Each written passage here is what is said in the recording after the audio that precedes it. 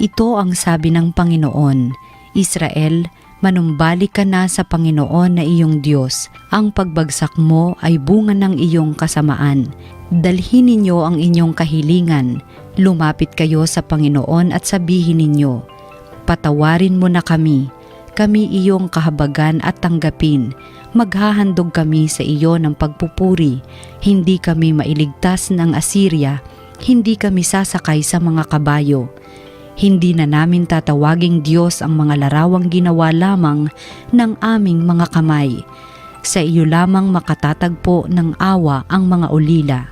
Sabi ng Panginoon, patatawarin ko na ang aking bayan, mamahalin ko sila ng walang katapusan, sapagkat mapapawi na ang aking galit. Ako'y matutulad sa hamog na magpapasariwa sa Israel, at mamumulaklak siyang gaya ng liryo. Mag-uugat na tulad ng matibay na punong kahoy, dadami ang kanyang mga sanga. Gaganda siyang tulad ng puno ng olibo at hahalimuyak gaya ng Libano. Magbabalik sila at tatahan sa ilalim ng aking kalinga. Sila yayabong na gaya ng isang halamanan, mamumulaklak na parang punong ubas, at ang bangoy katulad ng alak mula sa Libano. Ephraim, lumayo ka na sa mga Diyos-Diyosan. Ako lamang ang tumutugon at nagbabantay sa iyo.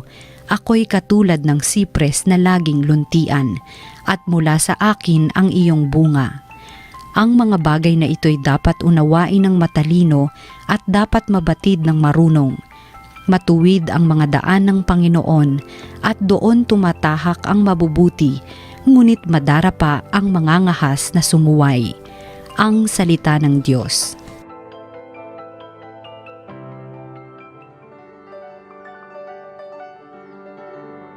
Tinig ko'y iyong pakinggan ang sabi ng poong mahal.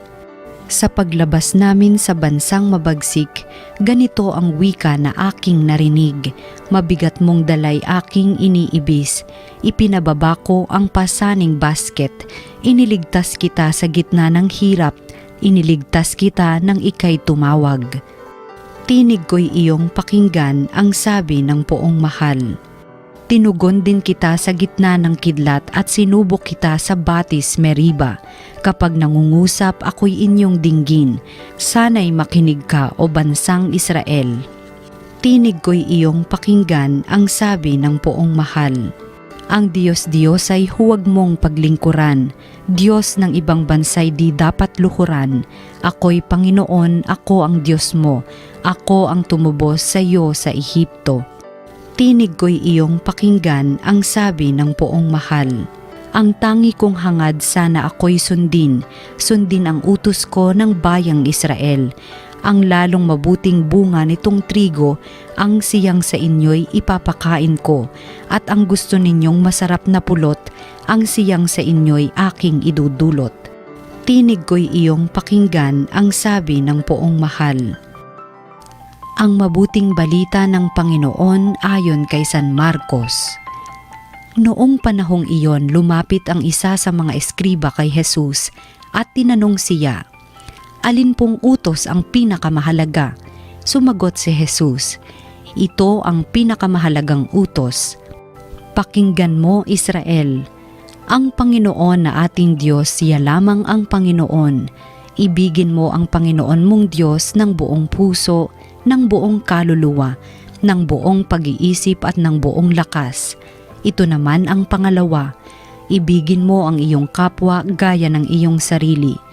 Wala nang ibang utos na hihigit pa sa mga ito.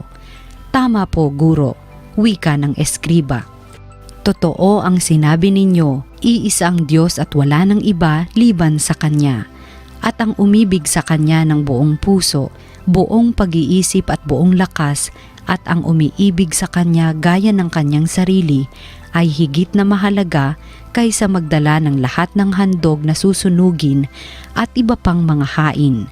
Nakita ni Jesus na matalino ang kanyang sagot, kaya't sinabi niya, malapit ka nang mapabilang sa mga pinaghaharian ng Diyos, at wala nang nangahas magtanong kay Jesus mula noon. Ang mabuting balita ng Panginoon. Pinupuri ka namin, Panginoong Hesukristo.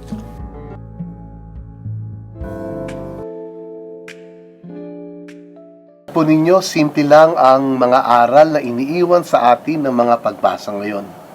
Ito po ay sa kaibahan ng kaalaman at sa pagsasabuhay ng nalalaman. Marahil ay alam natin na hindi sapat na alam lang natin. Aanin na natin ng maraming kaalaman kung ang kaalaman na ating alam ay hindi naman nagkakaroon ng katuparan sa ating araw-araw na buhay. Hindi sapat na alam natin kung ano ang mabuti para tayo makapasok sa kaharian ng Diyos. Kailangan tayo ay nagpapakabuti para mapasa atin ang kaharian ng Panginoon. Oo nga, alam natin ang pagsisisi.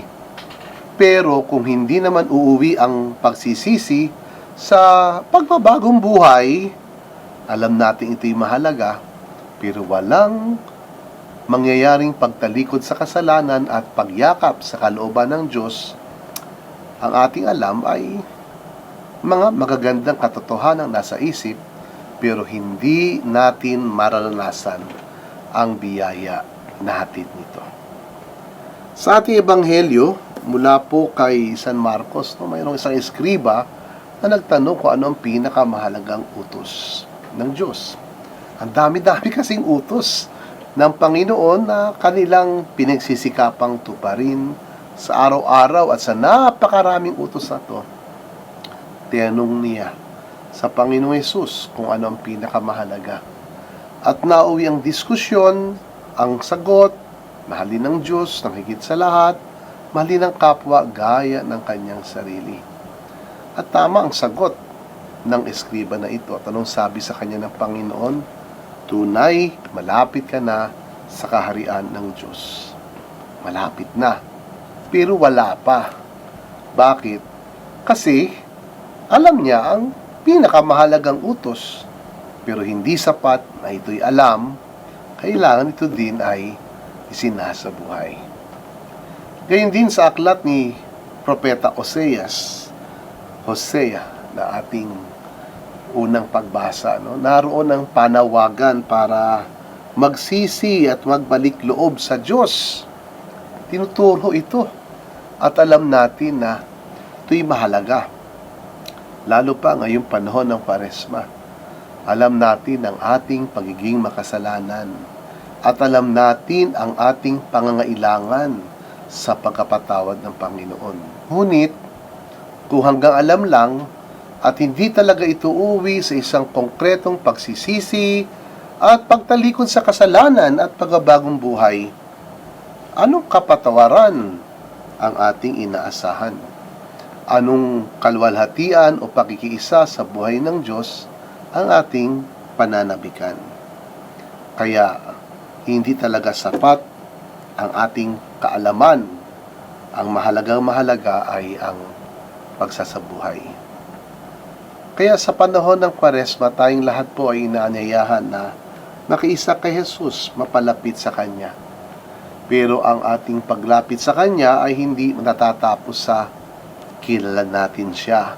Alam natin ang maraming bagay tungkol sa Kanya at alam natin ang Kanyang kalooban. Hindi po. Alam natin gusto at kalooban ng Panginoon na tayo nagmamahal, kaya tayo ay nagkakawang gawa at talagang umiibig sa ating kapwa, sukdo lang tayo masaktan.